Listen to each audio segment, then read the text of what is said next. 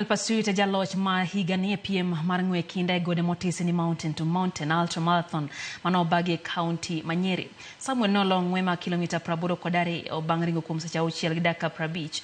John Githinji noyudo loch e kidieny mar kilomita 50 ka Paul Theuri notieko e thuolo mokwongo e kidieny mar kilomita 25.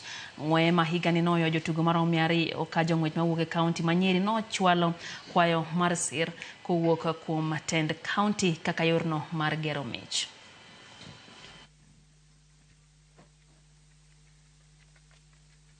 This land, therefore, is a stimulator in many ways. That awareness that these mountains, these water towers needs to be conserved is much helped by this highlight of the annual land.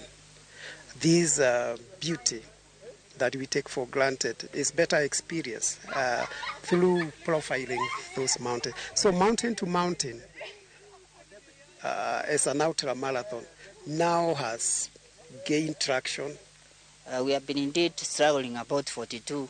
We need to move to ultra marathon because retired athletes, they are going back home and they have endurance and mileage.